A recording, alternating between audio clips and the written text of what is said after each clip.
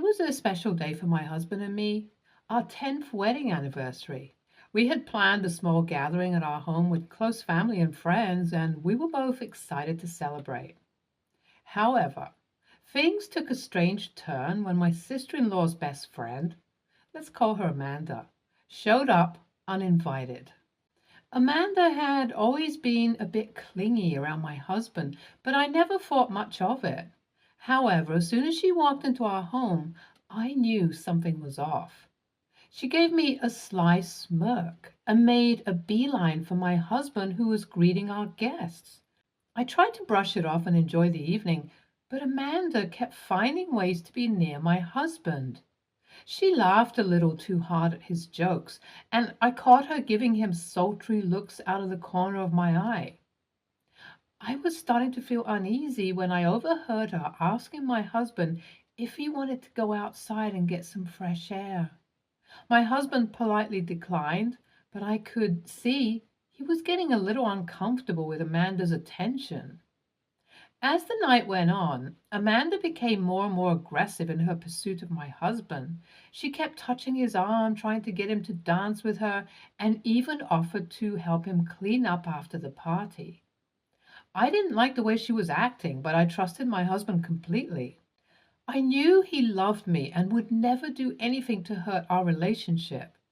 Later that night, after most of our guests had left, my husband and I were sitting on the couch enjoying a quiet moment together. I was feeling relaxed until Amanda suddenly appeared out of nowhere. She had a sly grin on her face and made a snarky comment about our marriage. My husband didn't respond, and I could tell he was getting uncomfortable. Amanda kept pushing, tried to provoke a reaction from my husband, but he stayed loyal to me and told her firmly that he was happily married and had no interest in her advances. Amanda finally got the message and left our home, but the damage had already been done. I was hurt and confused by her behavior, but I was grateful that my husband had been loyal and faithful to me throughout the ordeal. We talked about what had happened and promised to always be honest and open with each other. It was a difficult experience, but it ultimately brought us closer together and strengthened our bond. The next day, I decided to talk to my sister in law about what happened at the party. I wanted her to know about Amanda's behavior, especially since she was her best friend. I approached her gently, not wanting to cause any unnecessary drama or hurt feelings. I explained what Amanda had done and how uncomfortable it had made both me and my husband. My sister-in-law was shocked and apologized profusely. She had no idea that her friend had acted that way, and she promised to talk to Amanda and set things straight. I could tell that she was sincere in her remorse, and it made me feel a lot better knowing that she was on my side. It also helped that my husband had been so supportive and loyal throughout the entire ordeal. After our conversation, I felt like a weight had been lifted off my shoulders. I knew that Amanda's behavior wasn't my fault, and that my relationship with my husband was strong enough to withstand any outside interference. In the end, Amanda's antics only made me appreciate my husband even more. He had stayed loyal and true to me even when faced with temptation, and that was something that I would always cherish and hold close to my heart. Update 1. My sister-in-law called me to update me on her conversation with Amanda. She told me that she had confronted her friend about her behavior at our anniversary party, and Amanda had been defensive at first but eventually apologized. My sister-in-law was furious with Amanda for putting me and my husband in such an uncomfortable position. She told me that she had made it clear to Amanda that her behavior was unacceptable and that she would not tolerate any disrespect toward her family. I could hear the anger in her voice, and I appreciated her support and loyalty. She assured me that Amanda had been properly chastised and that she would make sure to keep her distance from me and my husband in the future. As much as I appreciated my sister-in-law's response, I couldn't help feeling a little sad about the whole situation. Amanda had been a longtime friend of my sister-in-law's, and I knew that their relationship would never be the same. But at the end of the day, I knew that my husband and I were the most important people in each other's lives. And as for Amanda, well, she had learned her lesson the hard way. She may have caused drama at our anniversary party, but in the end, she had only succeeded in strengthening the bond between me and my husband and proving to us just how loyal we were to each other. Update 2. A few weeks have passed since the incident with Amanda, and things have started to settle down. My sister-in-law had kept her distance from her former best friend, and my husband and I had resumed our normal routine. But one day, out of the blue, I received a message from Amanda. It was an apology, but not the kind I was expecting. "I'm sorry for what happened at your anniversary party," she wrote. "But honestly, you're not even that great of a catch. Your husband probably just settled for you because he couldn't do any better. You should be grateful that I even showed interest in him." I was shocked and hurt by her words. I couldn't believe that someone who had once been a friend to someone so close to me could say something so cruel and mean-spirited. I showed the message to my husband, and he was just as outraged as I was. He couldn't believe that Amanda would stoop so low, and he was glad that he had cut ties with her. As much as Amanda's message had hurt me, I couldn't help but feel sorry for her. It was clear that she was coming from a place of insecurity and pain, and her words were just a reflection of her own internal struggles. So I decided to reply to her message, not with anger or defensiveness, but with a mean, sympathetic tone. "I appreciate your apology, Amanda," I wrote, "and I understand that your upbringing must have been tough, with parents who never showed you any love or affection. It's no wonder you struggle with jealousy and insecurity in your relationships." I knew that my words would cut deep, but I couldn't help feeling a sense of satisfaction at finally getting the upper hand in the situation. "But you're wrong about one thing," I continued. "My husband didn't settle for me. He chose me because he loves me for who I am, my flaws and all. And that's something that you will never be able to understand because you're too busy trying to tear others down to feel good about yourself." I hit send, feeling a sense of relief wash over me. It felt so freeing.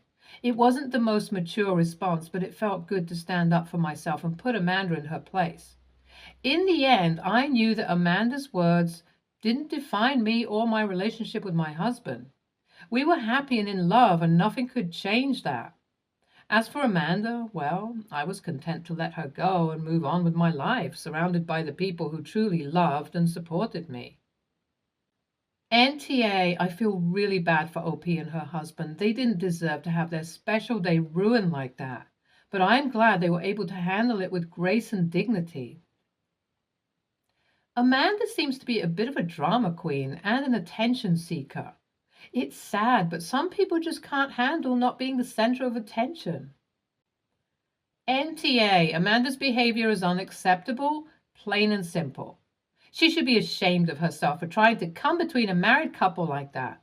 It's not cute or funny, it's just sad.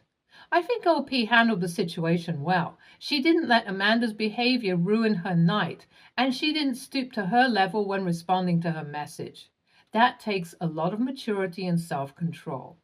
Amanda has some serious issues that she needs to work through. I don't understand why Amanda would do something like this. That too, to her best friend's family. What does she hope to gain from flirting with someone else's husband? It's just selfish and disrespectful.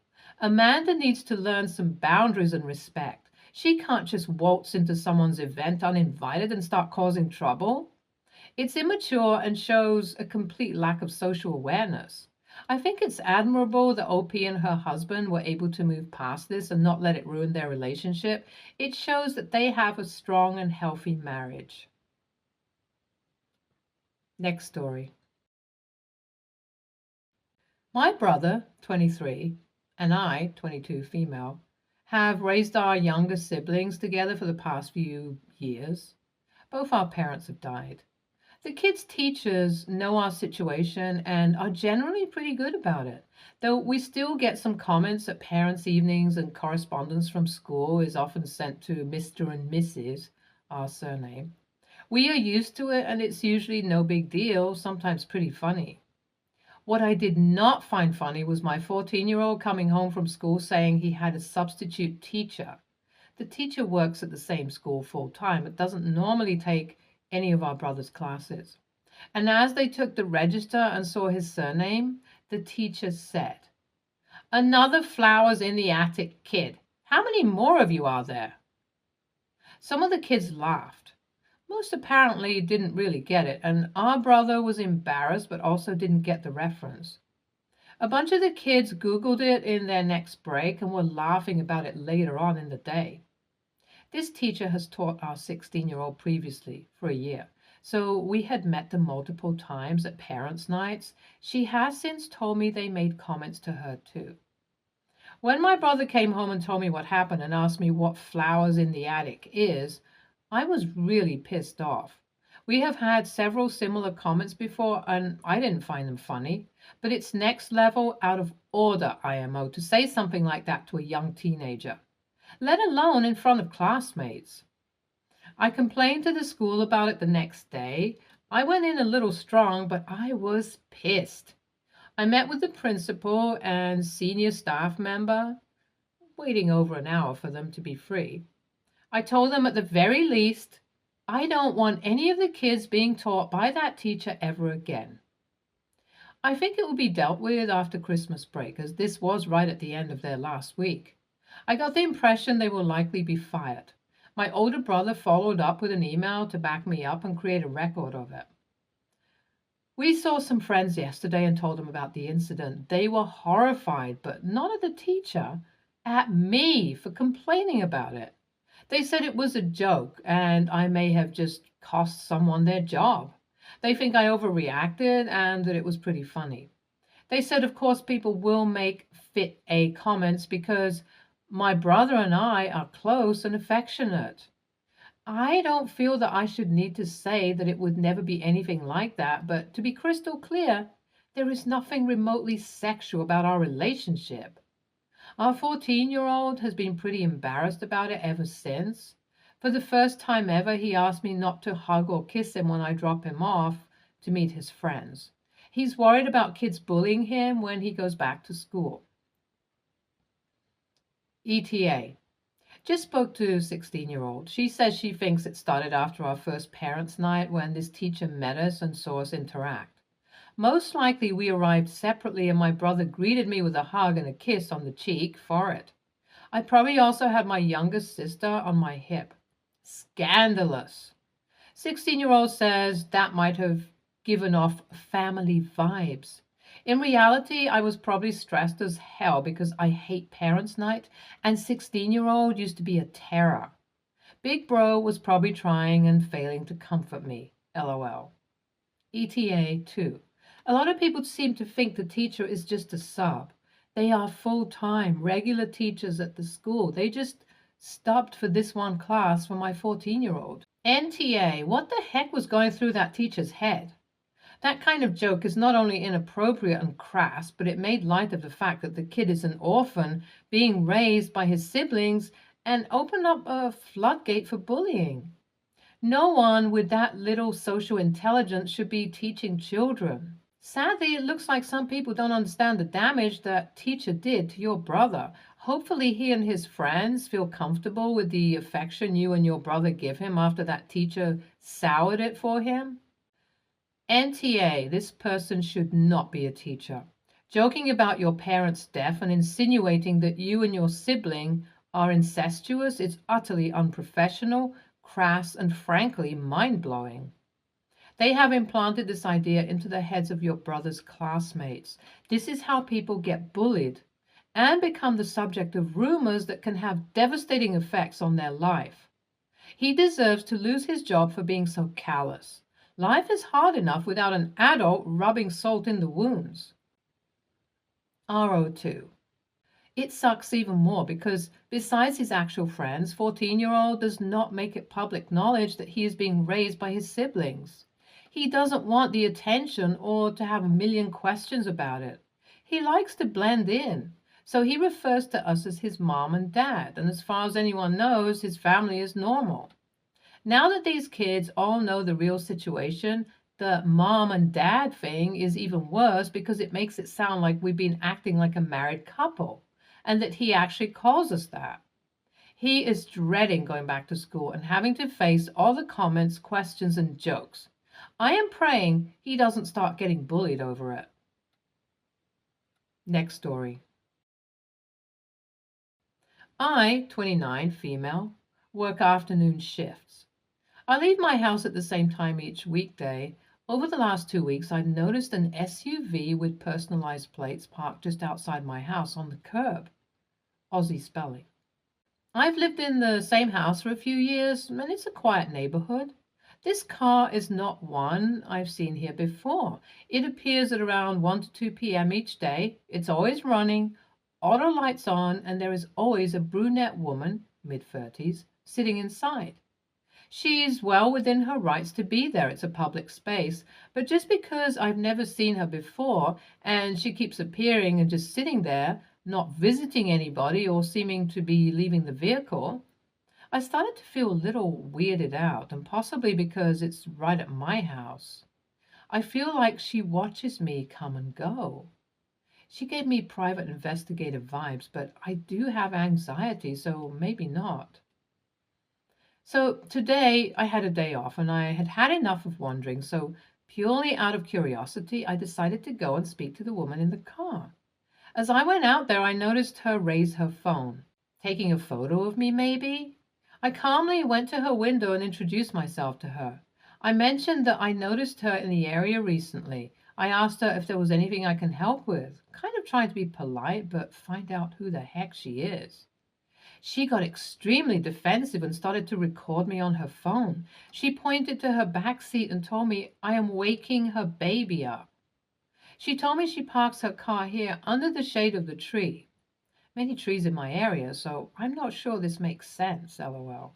She explained that she can't get her baby to sleep and he has severe back pain, so she can't hold the baby. To be honest, the windows were decently tinted, but I didn't see a baby in the back. I can't say for sure whether there was a baby in there or not, just that I never saw, heard one. The woman was very well dressed in a business shirt. Didn't really look like a struggling mother to me, but then again, maybe she just loves to dress like that. I questioned her casually, like why she was not parking at her own house. I asked her if she needed any help, and she took offense. It just wasn't adding up, so I asked a few questions like that. She got extremely angry and said I was a judgmental person for assuming she needs help. I didn't mean it in that way at all. I've had babies and totally understand how hard it can be to get them to sleep, etc. The defensiveness was a red flag to me, though. None of it made sense. Maybe my anxiety and curiosity was misplaced and I should have stayed inside. I just couldn't stand to feel watched for another second. It was driving me crazy. AITA for even talking to her? Info. Both of us are white females. Edit. Update. Added in comments. Official post not able to be made yet due to the young age of this OP. Update here. Wasn't allowed to make an update post yet because the original isn't old enough. Sorry for the delay with the update. I've been on and off today and been busy. Today I was out and about running errands, but my husband and I both have today off.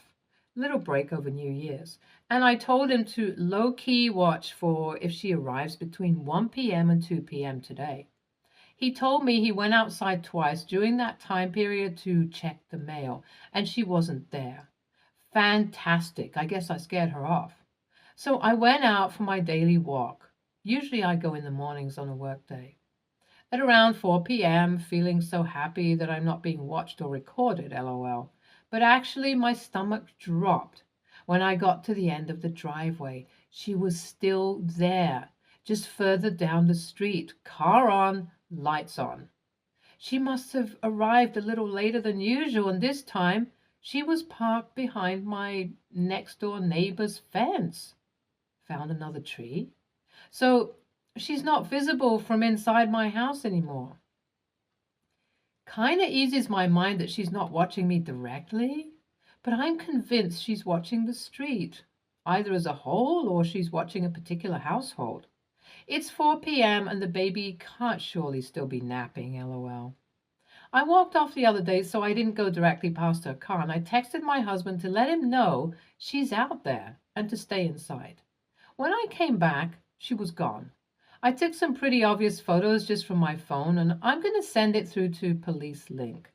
I was going to go back inside because I was half expecting her to drive after me, but she didn't, so that was good. Not necessarily trying to get her in trouble, but I'd like to know what's going on in case there's a reason to be concerned for safety. Either mine, hers, or somebody else's. It's definitely very weird at this point. I'll update here again whenever I hear anything back. Stay tuned for more stories from Argo Relationships.